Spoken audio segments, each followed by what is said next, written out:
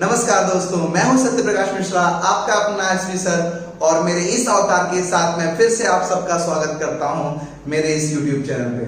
तो ये है साइंस 10th स्टैंडर्ड एनसीईआरटी का एपिसोड नंबर 2।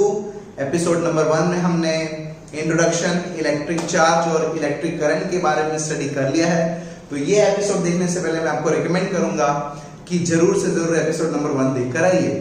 तो पिछले वीडियो की अगर बात करें तो इंट्रोडक्शन, इलेक्ट्रिक चार्ज और इलेक्ट्रिक करंट हमारा टॉपिक बहुत अच्छे से हो गया था। फिर भी कुछ टॉपिक अगर मैं उनको वहां से अगर कैरी फॉरवर्ड करूं तो इलेक्ट्रिक करंट में कुछ और टॉपिक में इंक्लूड करना चाहूंगा। ठीक है, तो without wasting our time let's start our study. और हमने जो अभी तक डिफाइन किया है वो है चार्ज, और चार्ज को बेसिकली डिनोट करते हैं क्यू से, यूनिट कूलम, राइट। फिर हमारा मेन टॉपिक क्या था, करंट। करंट का डिनोशन आई, फॉर्मूला है Q by T, राइट। यहां पे हमने टॉपिक एंड किया था। इसकी यूनिट होती है एम्पियर। एक और यूनिट इसकी हो सकती है, क्योंकि चार्ज का यूनिट कूलम होता है और टाइम का सेकंड, तो एक और करंट की यूनिट हो सकती है unit of current. Unit of current can also be coulomb per second. Ampere के साथ साथ कूलम पर सेकंड भी इसकी यूनिट हो सकती है, राइट। ओके, एम्पियर जो करंट की जो वैल्यू है थोड़ी बड़ी हो जाती है, तो हम लोग जो एम्पियर मेजर करते हैं किसी भी डिवाइस में जो करंट फ्लो होता है, उस करंट के फ्लो को मेजर करते हैं, तो जनरली वैल्यू या तो मिली एम्पियर में आती है या तो माइक्रो एम्पियर में आती है। मिली एम्पियर का मतलब होता है 10⁻³ एम्पियर, मतलब 1 milli ampere is equal to 10⁻³ ampere, और 1 micro ampere is equal to 10⁻6 ampere. तो ये कुछ चीजें आपको ध्यान में रखनी है, ठीक है। साथ साथ कुछ डेफिनेशन आपकी बुक में जरूर दिया होगा कि डिफाइन 1 एम्पियर। डिफाइन 1 एम्पियर एक क्वेश्चन आ सकता है आपका कि 1 एम्पियर करंट कब फ्लो होगा। तो किसी पर्टिकुलर क्रॉस सेक्शन में, किसी पर्टिकुलर कंडक्टर की क्रॉस सेक्शन में, मान लीजिए 1 सेकंड के अंदर अगर 1 कूलम चार्ज फ्लो हो रहा हो, किसी पर्टिकुलर कंडक्टर के क्रॉस सेक्शन में 1 सेकंड में अगर 1 कूलम चार्ज फ्लो हो रहा हो, तो करंट क्या हो जाएगा, I is equal to Q by T, charge भी 1 और टाइम भी 1, तो ये दोनों कैंसिल होके I is equal to 1 ampere आ जाएगा। आपका क्वेश्चन हो सकता है कि 2 कूलम हो और 2 कूलम हो तो भी 1 आएगा, बिल्कुल आ सकता है। लेकिन 1 एम्पियर का जो स्टैंडर्ड डेफिनेशन है उसके अकॉर्डिंग अब जब भी इसको डिफाइन करेंगे तो आपको चार्ज की वैल्यू 1 कूलम और टाइम 1 सेकंड ही लेना है। तो ये आपका 1 एम्पियर का करंट 1 एम्पियर का डेफिनेशन है। वैसे अगर मैं in English if I tell you the definition of 1 ampere in a particular cross section of conductor,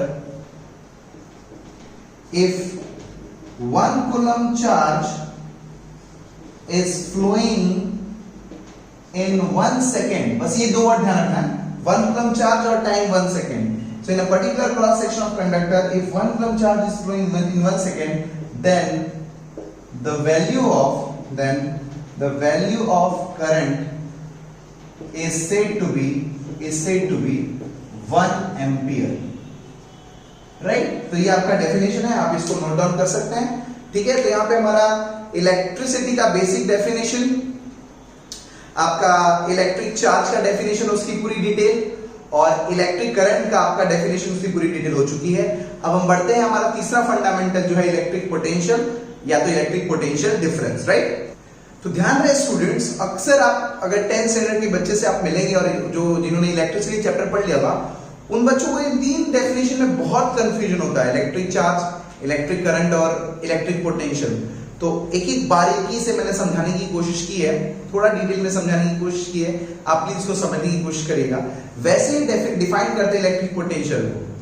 in general term में अगर मैं आपको डिफाइन करूं कि मान लीजिए आपके पास गाड़ी है, राइट, आपके पास एक बाइक है, कार है, कुछ भी है, मान लीजिए बाइक है आपके पास।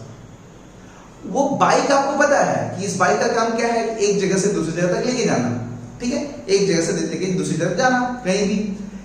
मान लीजिए इस बाइक में पेट्रोल ही नहीं है, लेकिन आपको तो पता है ना कि इस गाड़ी का काम क्या है। इस गाड़ी का काम क्या है, एक किसी भी चीज को यानी किसी भी इंसान को एक जगह से दूसरी जगह तक लेके जाना। लेकिन जब पेट्रोल ही नहीं रहेगा उस गाड़ी के अंदर, तो क्या वो गाड़ी एक जगह से दूसरी जगह तक आपको ले जा पाएगी? नहीं, बिल्कुल नहीं। तो उसी तरह अगर मान लीजिए एक कंडक्टर है, मुझे पता है कि इसके अंदर चार्ज है और चार्ज जब फ्लो करेगा तो इसके अंदर करंट जनरेट करेगा, करंट जनरेट होगा। फिर से ये मान लीजिए आयरन का टुकड़ा है, कंडक्टर है, आयरन का एक कंडक्टर है, इसके अंदर चार्ज है, वो चार्ज, क्योंकि चार्ज क्या है, किसी भी मैटर की प्रॉपर्टी, और अगर चार्ज फ्लो करता है, फ्लो ऑफ इलेक्ट्रॉन यानी फ्लो ऑफ चार्ज, क्या कहलाए, करंट। तो मुझे पता है कि कंडक्टर है, कंडक्टर के अंदर चार्ज है, चार्ज फ्लो होगा तो करंट फ्लो होगा, बट कौन फ्लो करेगा इसको? तो electric potential is just like a petrol for any conductor, driving force. In simple term, charge को मूव करने में, चार्ज को मूव कराता कौन है? तो चार्ज को मूव कौन कराता है? Electric potential. तो you can call it as a electric potential is a driving force for any charge, driving force for any charge. Charge को मूव कराने के लिए कौन काम आता है? Electric potential. और इलेक्ट्रिक पोटेंशियल कौन जनरेट करता है? You can say that battery, right. आपका जैसे एक मोबाइल फोन, सिंपल आप अपने हाथ में मोबाइल फोन यूज करते हैं, जैसे उसकी बैटरी खत्म हो जाती है, आपका डेटा सब कुछ है, आपके फोटोग्राफ, आपका एफबी अकाउंट, आपका इंस्टा अकाउंट, सब कुछ उसके अंदर पड़ा है। लेकिन जैसे ही आपका फोन डिस्चार्ज हो गया, आपके सारे FB account, Insta account, phone, contact सब कुछ गायब हो जाते हैं। क्या करते हो आप? उसको चार्ज करते हो ना, तो वो बैटरी चार्ज स्टोर कर लेती है, और फिर आपको दिन भर आप इंस्टा, पबजी जो खेलना हो आपको खेलने में, आपको यूज करने में हेल्प कराती है।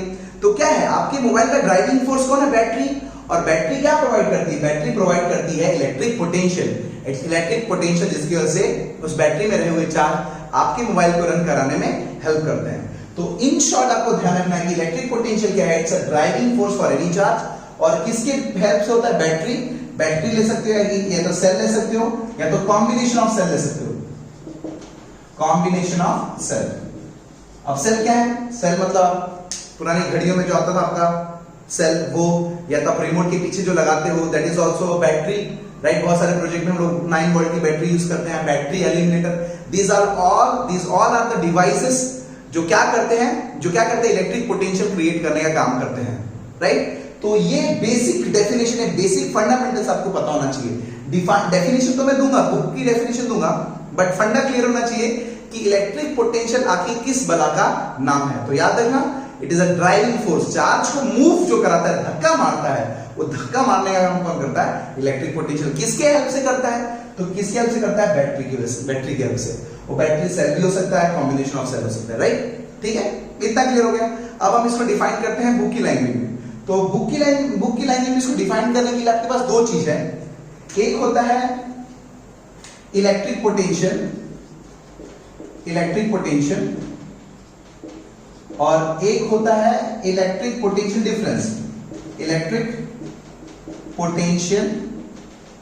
डिफरेंस, अब दोनों वर्ड कुछ नए नहीं है, अलग नहीं है, इनको बस पॉइंट जो है वो अलग हो जाता है। जैसे कि इलेक्ट्रिक पोटेंशियल डिफाइन करना है कि कोई चार्ज दूर बहुत बैठा है, दूर मतलब इनफाइनाइट पोजीशन पे दूर बैठा, इनफाइनाइट पर एक चार्ज है। अब ये चार्ज क्या होगा? अगेन ये चार्ज होगा यूनिट चार्ज। अच्छा, यूनिट चार्ज ही क्यों? मेरी मर्जी। यूनिट चार्ज लेने से जो मेरा कैलकुलेशन होगा, जो मेरा डेफिनेशन होगा, थोड़ा आसान हो जाएगा, इसलिए हम इसको क्या लेते हैं? Unit charge. यानी इनफाइनाइट पर कोई चार्ज है ना, चार्ज है, लेकिन उस इनफाइनाइट से मुझे गिवन पॉइंट पर लेकर आना है, गिवन पॉइंट पर, है ना, ये मेरा गिवन पॉइंट है। तो इस पॉइंट से मैं इसको यहां पर जो लाऊंगा तो अपने आप को आएगा नहीं, है ना। जैसे भाई यहाँ पे गाड़ी पड़ी हुई है, पेट्रोल नहीं है ना, तो उस पेट्रोल डालोगे तो क्या करोगे? आपने कुछ वर्क किया, आपने उसके ऊपर कुछ काम किया। किसके ऊपर कुछ काम किया? चार्ज के ऊपर जो आराम कर रहा था।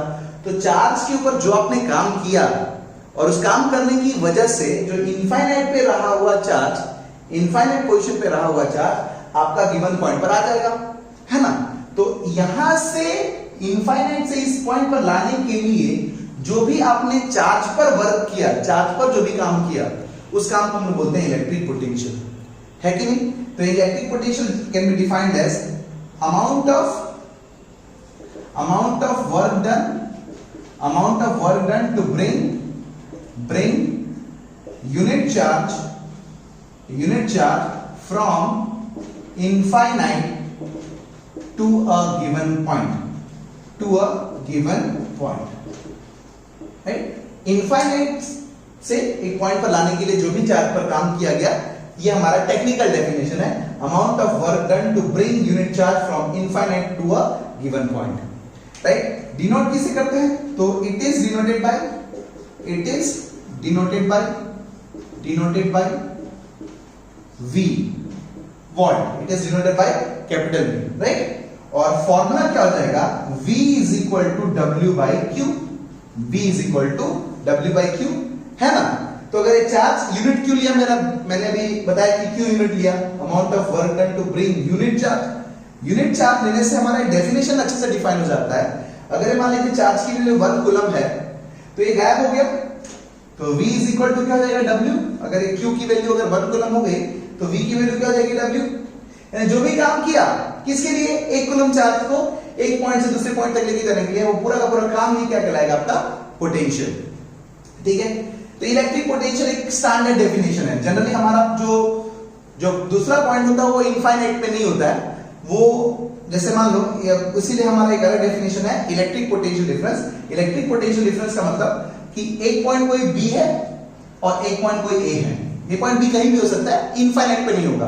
तो मुझे B से जब A पर लाना हो या A से B पर लेकर जाना हो, तो जो डेफिनेशन चेंज होगी, क्या हो जाएगी? Electric potential difference. यानी अगर इलेक्ट्रिक पोटेंशियल डिफरेंस अगर डिफाइन करना है तो बस आपको ये इनफाइनाइट वर्ड हटाना है, इनफाइनाइट से एक पॉइंट से दूसरे पॉइंट पर लेकर आना है। यानी अगर मैं डिफाइन करूं तो amount of work done to bring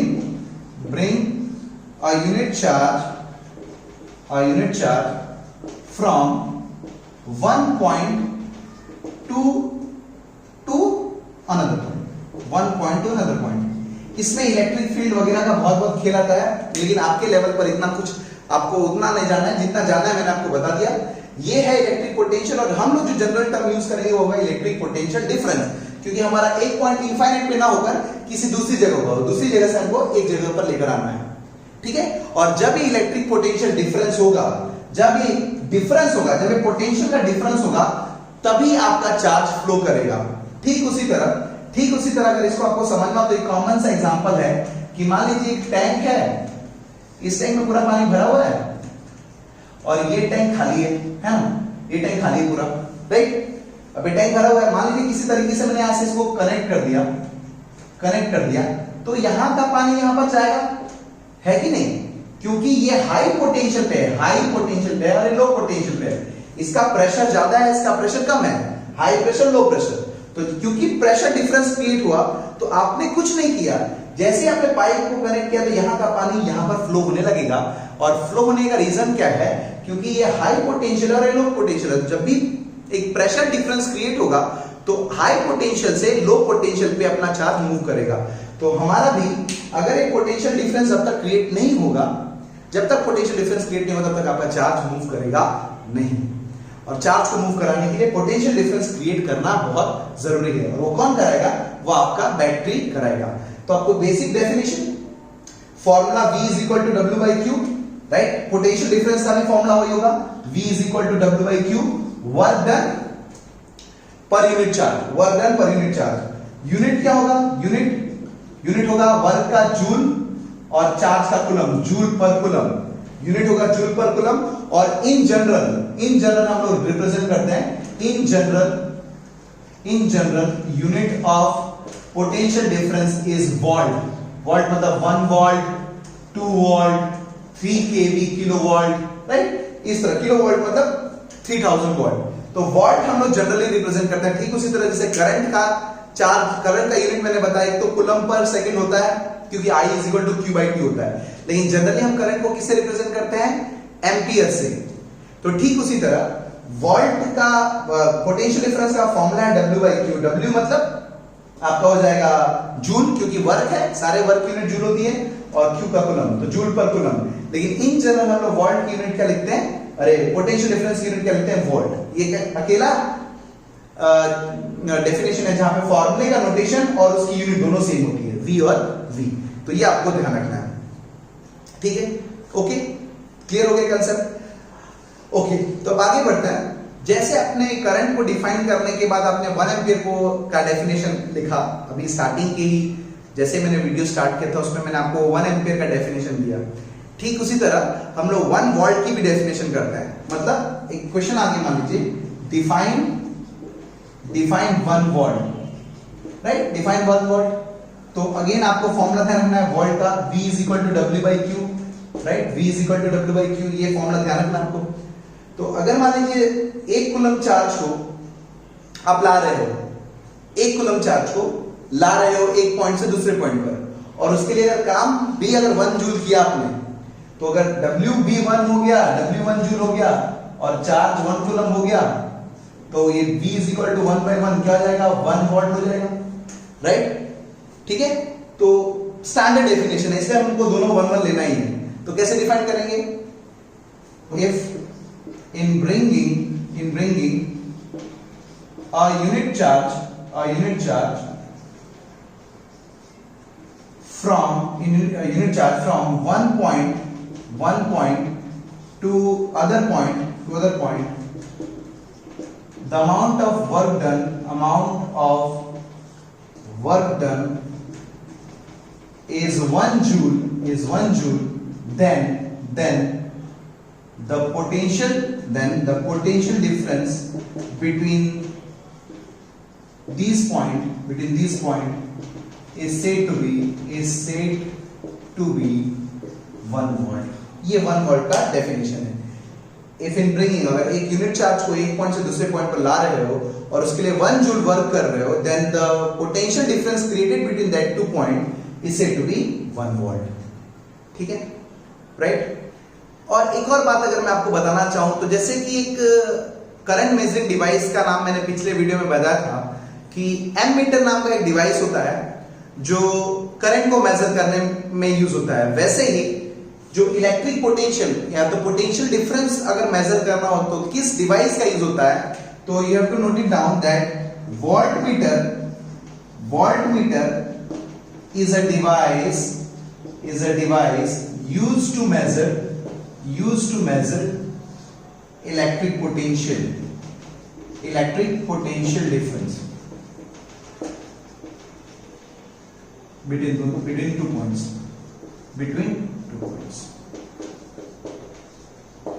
Voltmeter is a device used to measure electric potential difference between 2 points. यानी किसी भी दो पॉइंट के बीच का पोटेंशियल डिफरेंस मेजर करना हो तो वोल्ट मीटर का यूज होता है। अगेन ये डिवाइस है, राइट, और ये पैरेलल कनेक्शन में लगती है। अब ये पैरेलल कनेक्शन क्या होता है, सीरीज कनेक्शन क्या होता है, और कैसे वोल्ट मीटर और कैसे एमीटर लगता है, ये मैं आपको बाद के डिस्कशन में बता दूंगा। तो स्टूडेंट, इतना कुछ खत्म करने के बाद जस्ट क्विकली कुछ इस टॉपिक से related, electric charge, electric current और इलेक्ट्रिक पोटेंशियल से रिलेटेड कुछ हम न्यूमेरिकल्स फटाफट कर लेते हैं जो आपके टेक्स्ट बुक में दिया होगा, और इससे रिलेटेड आप कहीं से बाहर से भी सम ढूंढ के कर सकते हैं, राइट। आपने फॉर्मूला अभी तक जो पढ़ा है वो सिर्फ ये 4 फॉर्मूले पढ़े हैं। एक्चुअली 4 नहीं बोलूंगा मैं, सिर्फ 2 ही बोलूंगा, एक ये और हाँ एक और फॉर्मूला है आपका जो मैंने लिखा है Q is equal to NE। तो ये 3 फॉर्मूले ही आपने पढ़े हैं, बट इन 3 फॉर्मूलों का यूज करके आप देखिए कितने फॉर्मूले बना सकते हैं। I is equal to Q by T, ये तो फॉर्मूला है। Q is equal to NE, quantization of charge, तो इसकी जगह मैं NE रखूंगा तो I का फॉर्मूला NE बाई T बन सकता है। फिर अभी इसी वीडियो में हमने पढ़ा V is equal to W by Q, तो अगर W को सब्जेक्ट बनाओगे तो VQ हो जाएगा, Q को सब्जेक्ट बनाओगे, यहाँ पे अगर Q को सब्जेक्ट बनाओगे तो W बाई V हो जाएगा, राइट, और यहाँ पर अगर Q को सब्जेक्ट बनाओगे तो IT हो जाएगा, और अगर T को बाई चांस सब्जेक्ट बनाओगे तो Q बाई I हो जाएगा। देखिए T को सब्जेक्ट बनाओगे तो Q बाई I हो जाएगा। तो 1 2 3 4 5 6 7 8 फॉर्मूले हमने बना दिए सिर्फ 3 फॉर्मूले का यूज करके, और इस पर से क्वेश्चन, इतने फॉर्मूले से क्वेश्चन, इस टॉपिक पर से इन फॉर्मूले के अलावा कहीं से भी क्वेश्चन पूछने की कोई गुंजाइश है नहीं। देखिए जैसे पहला क्वेश्चन मैं पढ़ दूं, calculate the number of electrons, तो इसको डिनोट करते हैं हम लोग N से, आकी ना, calculate the number of electrons होता है N चाहिए, मैंने लिखवा दिया है, N का मतलब नंबर ऑफ इलेक्ट्रॉन्स होता है। कंस्टिट्यूटिंग 1 कूलम, देखो 1 कूलम ऑफ चार्ज मतलब Q, और उसकी वैल्यू कितनी है 1 कूलम, ठीक है। तो calculate the number of electrons constituting Q is equal to 1 coulomb. तो एकदम सिंपल सी बात है। तो ये क्या होता है, हमको पता है इनके बीच में रिलेशन, Q और N के बीच में रिलेशन तो यही है ना, Q is equal to NE। हमको नंबर ऑफ इलेक्ट्रॉन्स फाइंड करना, मतलब n फाइंड करना है अपने को। तो n को अगर सब्जेक्ट बनाओगे तो ये हो जाएगा n is equal to q upon e। ये e नीचे जाएगा या e से डिवाइड करोगे, n is equal to q by q की वैल्यू तो आपको 1 दी हुई है क्वेश्चन में, और e की वैल्यू आपको याद होनी चाहिए। e की वैल्यू हमेशा याद होनी चाहिए, उसकी वैल्यू थी 1.6 into 10⁻⁻19 कूलम। ये पिछले वीडियो में डिस्कस कर चुके हम लोग। तो q की वैल्यू 1 कूलम और e की वैल्यू 1.6 into 10⁻19 है कि नहीं, राइट। तो ये इसको सॉल्व करोगे तो ये 16/10 हो जाएगा, 10 ऊपर चला जाएगा, 10 16/10। और अगर आप ये देखोगे तो 10⁻⁻19 तो ये 10⁻+19 हो जाएगा अपॉन 16, है कि नहीं। ये 16 का 16/10, 10 तो ऊपर गया और 10⁻⁻19 न्यूमरेटर में चला गया, 10⁻19 बचा 16, है कि नहीं। और ये हो जाएगा 10⁻20, 90 + 1 10⁻20/16, है कि नहीं। अगर ज्यादा करना चाहते हो तो आप ये ऊपर 1 है और नीचे 16 है, तो 16 को आप 1 से डिवाइड कर दो तो ये हो जाएगा 0.09, है ना, नॉट 9 6, तो 0.06 अप्रोक्सीमेटली आंसर आएगा 0.06। तो ये हो जाएगा 0.06 into 10⁻20 बराबर। अब 0.06 को भी आप क्या लिख सकते हो, इसको मैं लिख सकता हूं 0.6 डिवाइड बाई 10, है कि नहीं। एक्चुअली आप क्या लिख सकते हो, 6/100 लिख सकते हो इंटू 10⁻20, तो ये 2 0 और कम हो जाएगा, तो 6 into 10⁻18 इलेक्ट्रॉन्स आपका आंसर आएंगे। बहुत सिंपल सा कैलकुलेशन देखो फिर से। q is equal to 1 coulomb रखा, e की वैल्यू 1.6 into 10⁻19, 1.6 का मतलब 16/10 ऊपर चला जाएगा, ये 10⁻19 ऊपर चला जाएगा, तो 19 + 1 ये 10⁻20 हो जाएगा 16। अब यहाँ पे 1 तो है, ऊपर 1 है, तो 1 को 16 से डिवाइड करो, 1 को 16 से डिवाइड करो तो 1 0, फिर एक और 0 लगाना पड़ेगा, 16 6 तो अप्रोक्सीमेटली 0.06 आंसर आएगा। 0.06 मतलब 6/100, 6/100 तो 100, ये 2 और 0 कम हो जाएगा, तो आंसर आएगा 6 into 10⁻18 इलेक्ट्रॉन्स। यानी अगर 1 कूलम चार्ज में देखोगे, 1 कूलम चार्ज अगर लोगे तो देखो कितने इलेक्ट्रॉन होंगे, 6 into 10⁻18 इलेक्ट्रॉन्स होंगे, ठीक है, 1 कूलम चार्ज में। सिंपल सा फॉर्मूला था, एक ही formula, number of electron charge के बीच में यही रिलेशन है, तो यही फॉर्मूला आ गया। और कोई फॉर्मूला नंबर ऑफ इलेक्ट्रॉन्स और चार्ज के बीच में रिलेशन नहीं देता है इसके अलावा, ठीक है। आई होप ये क्लियर हो गया होगा। आगे बढ़ते हैं। अ करंट ऑफ 0.5 एम्पीयर, देखो अ करंट ऑफ 0.5 एम्पीयर, तो आई दे दिया है 0.5 एम्पीयर, है ना, करंट को डिनोट करते हैं आई से। Is drawn by a filament of electric bulb, यानी जो इलेक्ट्रिक बल्ब में आपका जो फिलामेंट है कुछ इस तरह दिखता है, कुछ इस तरह दिखता है फिलामेंट, राइट, इस तरह के फिलामेंट। तो ये फिलामेंट कितना ड्रॉ कर रहा है, 0.5 एम्पीयर, बहुत कम करंट होते हैं, इसलिए हम करंट को मिली एम्पीयर माइक्रो एम्पीयर में रखते हैं, छोटी छोटी वैल्यू आती है करंट की। तो 0.5 एम्पीयर करंट ड्रॉ कर रहा है कौन, फिलामेंट, कब, फॉर 10 मिनट, यानी कि कितने टाइम तक ये ड्रॉ कर रहा है, t is equal to 10 minute. अब ध्यान रखिए स्टैंडर्ड मिनट को हमेशा सेकंड में रखना चाहिए, ऐसा यूनिट टाइम की क्या होती है, सेकंड, मिनट को सेकंड में कन्वर्ट करो, तो 1 मिनट में 60, तो 10 मिनट में कितने 600 सेकंड हो जाएंगे। चलो तो आई दिया है, टाइम दिया, फाइंड इलेक्ट्रिक चार्ज, हमको q फाइंड करना है, इलेक्ट्रिक चार्ज होता q, तो q i और t कौन सा रिलेशन है, सिंपल ये वाला फॉर्मूला है ना, या तो ये वाला फॉर्मूला q फाइंड कर रहे हो तो हमको पता है i is equal to q by t होता है और q is equal to i t होता है कि नहीं, q is equal to i into t। i आपका कितना दे दिया है 0.5 और t कितना दे दिया है 600। 0.5 मतलब 5 डिवाइड बाई 10 इंटू 600, एक 0 कैंसिल, 60 इंटू 5 300 क्या फाइंड कर रहे हो, चार्ज, तो 300 कूलम ये आपका चार्ज की वैल्यू आ गई, सिंपल सा, ठीक है। मतलब मैं ये बताना चाहता हूं कि इतने फॉर्मूले से ही हमारे न्यूमेरिकल सॉल्व होते हैं 10th स्टैंडर्ड के। न्यूमेरिकल से कभी घबराने का नहीं, आपके एक 2 मार्क का थियरी होगा और उसके ऑप्शन में अगर 2 मार्क का न्यूमेरिकल आ गया तो आपको 2 मार्क का न्यूमेरिकल पहले अटेम्प्ट करना चाहिए अगर आपने अच्छे से पढ़ा हो, क्योंकि 2 मार्क की थियरी जितना टाइम लगाएगी उससे आधे से भी आधा टाइम आपका न्यूमेरिकल लगाएगा, बट न्यूमेरिकल के लिए आपके फंडे बहुत क्लियर होने चाहिए। तो ये 2 सम सॉल्व कर दिया। तीसरा sum, how much work done in moving a charge, how much work done मतलब we need to find out work is equal to what, how much work done, है ना, in moving a charge of 2 coulomb, charge of 2 coulomb, charge of 2 coulomb मतलब Q is equal to 2 coulomb दे दिया है, across 2 points having potential difference, having potential difference मतलब V दे दिया है 12 volt, है कि नहीं? यानी वर्क फाइंड करना है, कितना वर्क होगा 2 कूलम चार्ज को मूव करने में, और उसकी वजह से पोटेंशियल डिफरेंस कितना क्रिएट हो रहा है 12 वोल्ट। तो इन W, Q और V के बीच में ये फॉर्मूला है ना, W is equal to V is equal to W by Q हमने पढ़ा, potential difference equal to work per unit charge, तो हम V is equal to W by Q लगाएंगे, हमको क्या फाइंड करना है W, तो W को अगर सब्जेक्ट बनाओगे, W को सब्जेक्ट बनाओ तो ये हो जाएगा VQ, W is equal to हो जाएगा VQ, है कि नहीं? और V मतलब 12, V मतलब 12 into Q मतलब 2, तो आंसर आएगा 24, 12 to the 24, और क्या फाइंड कर रहे हो? वर्क, वर्क मतलब जूल, 24 जूल, यानी 24 जूल वर्क करोगे तो आप 2 कूलम चार्ज को मूव करोगे, और कितना पोटेंशियल डिफरेंस क्रिएट होगा? 12 वोल्ट का पोटेंशियल डिफरेंस क्रिएट होगा। समझ में आ रहा है?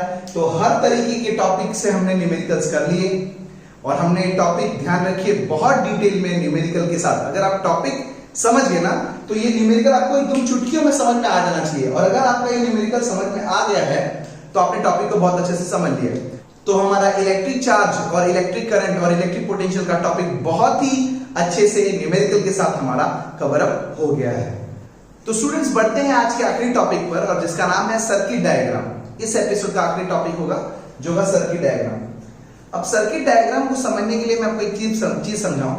आपने आर्किटेक्ट को देखा होगा जो बड़ी बड़ी बिल्डिंग्स, मॉल या घर बनाते हैं, तो उनको एक डिजाइन देना पड़ता है। डिजाइन देना पड़ता है मतलब किस जगह किचन हो, किस जगह सीढ़ी लगे, कौन सा पहले फ्लोर पे क्या होगा, कहां पे सोफा आएगा, कहां पे टेलीविजन आएगा, इनका एक लेआउट तैयार करते हैं, ठीक है? और वो लेआउट समझाकर किसी भी कॉन्ट्रैक्टर को दे देते हैं, और मजदूर लोग उस हिसाब से काम करके घर बनाते हैं। तो घर बनाने से पहले उस घर का एक पिक्चोरियल रिप्रेजेंटेशन एक आर्किटेक्चर देता है, राइट, जिसको बोलते हैं घर की डिजाइन। सेम उसी तरह अगर किसी आपको इलेक्ट्रिकल सर्किट, ध्यान रखिए इलेक्ट्रिकल जो है, इलेक्ट्रिकल इंजीनियरिंग ये बहुत ही वास्ट और बहुत ही कॉम्प्लिकेटेड है, इसको समझना इतना आसान नहीं है। तो उसी तरह अगर मैं समझाऊं आपको, कोई सर्किट डिजाइन करनी हो, किसी चीज को बनाने के लिए कोई सर्किट डिजाइन करनी हो, तो उसको पहले पेपर में तैयार किया जाता है, और उस पेपर में डिजाइन बनाई जाती है। जैसे मान लीजिए आपको बल्ब लगाना है, पंखा लगाना है, और जैसे कंप्यूटर का मदरबोर्ड बनाना है, तो उसमें अलग अलग जगह पे अलग अलग चीजें लगाते हैं, इक्विपमेंट आता है। तो उस इक्विपमेंट को हम लोग पहले पेपर में बनाते हैं, और जो पेपर में बनाते हैं वो होती है इलेक्ट्रिक सर्किट, और उसी इलेक्ट्रिक सर्किट को हम जो बनाते हैं पेपर पे, that is called as circuit diagram. यानी सर्किट डायग्राम को डिफाइन करोगे तो it is a graphical representation, graphical, pictorial नहीं बोल सकते, इसको ग्राफिकल बोलेंगे, ग्राफिक्स के तौर पे graphical representation of electric circuit, right, using many electrical components as in the form of symbol,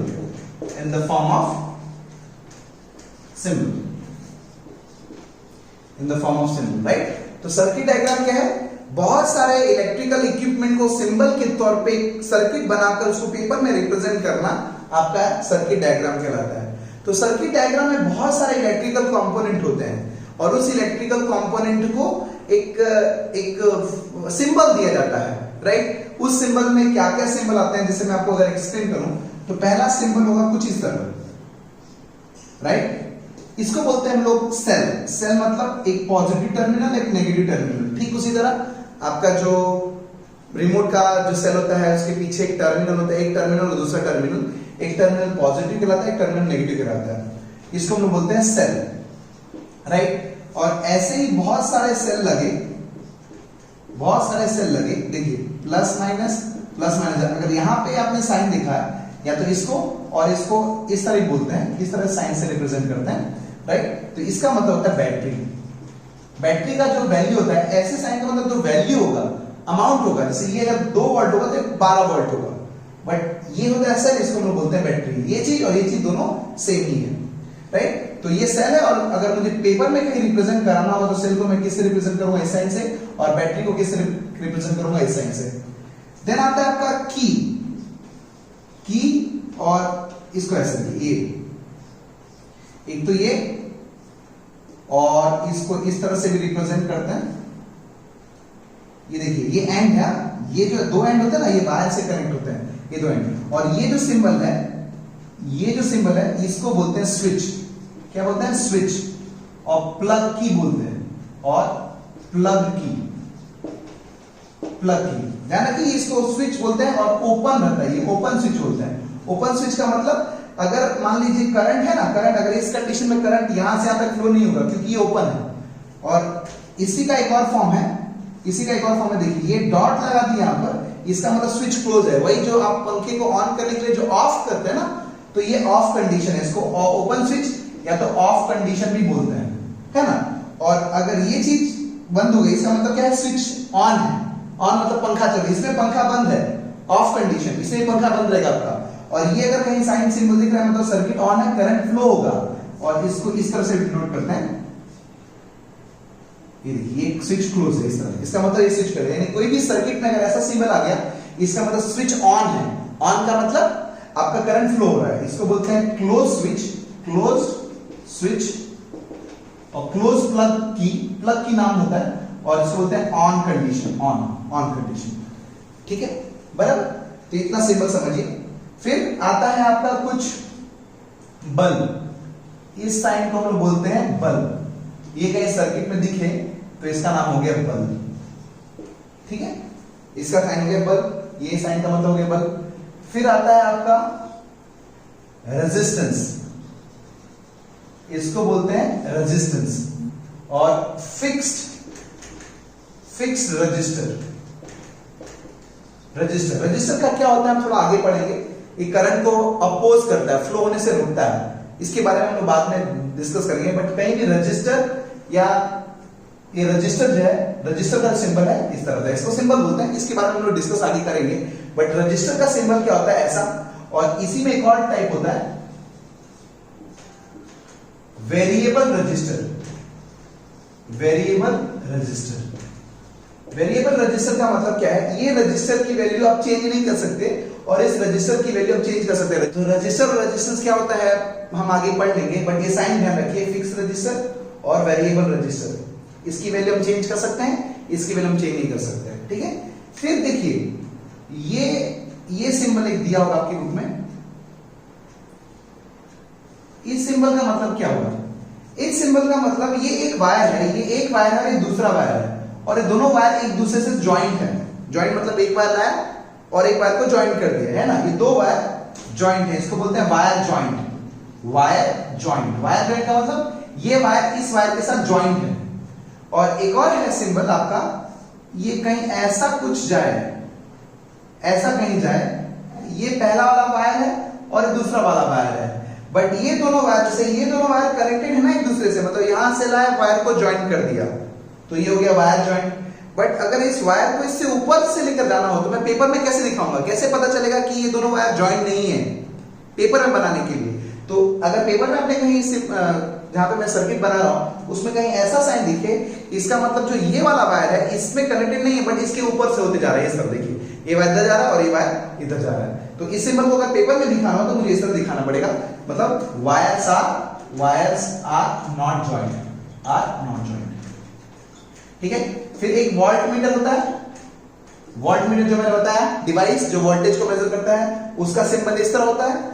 और एक एम मीटर होता है, एम मीटर ए से, जो करंट को मेजर करता है। तो ये वोल्ट मीटर का साइन हो गया। वोल्ट मीटर कहीं पेपर में दिखाना तो क्या बनाना पड़ेगा, ये, और एम मीटर को दिखाना पड़ेगा तो ये, एम मीटर के लिए ये। ठीक है, अब ऐसे तो बहुत सारे सिंबल्स होते हैं, बट आपकी बुक में जितने सिंबल दिए हैं वो ध्यान रखना है। और इन सारे सिंबल्स को अगर मैं वायर से जोड़कर एक क्लोज फिगर बनाऊं, इन सारे सिंबल्स को वायर के साथ जोड़कर एक क्लोज फिगर बनाऊं, तो I will get a circuit diagram just like this. देखिए, ये एक बल्ब है, बल्ब के साथ मान लो एक रेजिस्टेंस जुड़ा हुआ है। रेजिस्टेंस क्या है वो आगे पढ़ेंगे। और इसके साथ मान लो एक बैटरी जुड़ गई है, बैटरी है ना। देखो, ये बैटरी जुड़ गई है, एक बल्ब और एक रेजिस्टेंस, ये तीनों को मैंने वायर से जॉइन कर दिया। देखो जितने भी चीजें वायर है, वायर से जॉइन करके क्लोज फिगर बन गए। और एक यहाँ पे मान लो की ले लो, की मतलब स्विच, की का दूसरा नाम स्विच है ना, तो इसका मतलब सर्किट की बल्ब ग्लो नहीं करेगा, बट जैसे ही स्विच को क्लोज कर दोगे तो बल्ब ग्लो करने लगेगा। मतलब स्विच क्या करता है, सर्किट को ब्रेक और ओपन करता है, ब्रेक और क्लोज करता है। तो ये जो आपको मिला इसको हम लोग बोलेंगे सर्किट डायग्राम। सर्किट डायग्राम इसका मतलब क्या है, एक बल्ब है, स्विच के साथ कनेक्टेड है, रेजिस्टेंस के साथ कनेक्टेड है, और वो सारी चीजें बैटरी के साथ कनेक्ट है। तो ये आपकी हो गई सर्किट डायग्राम।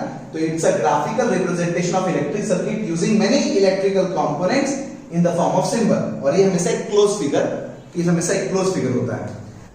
तो ठीक है, हमने आज के वीडियो को ज्यादा लंबा नहीं करेंगे, और हमने आज बहुत डिटेल में इलेक्ट्रिक पोटेंशियल और कुछ न्यूमेरिकल्स और सर्किट डायग्राम के बारे में स्टडी कर लिया है। आप वीडियो को आराम से पॉज करिए, अच्छे से इसके नोट बनाइए, और जो भी डाउट्स हो कमेंट सेक्शन में जरूर पूछिए। मैं अगले वीडियो में लेकर आऊंगा Ohm's law, series connection, parallel connection, जहां पे हम रेजिस्टेंस वगैरह के बारे में स्टडी करेंगे। तब तक पढ़ते रहिए, अपना और अपनी फैमिली का ख्याल रखिए। हम फिर मिलेंगे अगले वीडियो में एपिसोड नंबर 3 में इलेक्ट्रिसिटी के। Till then bye bye and take care of yourself.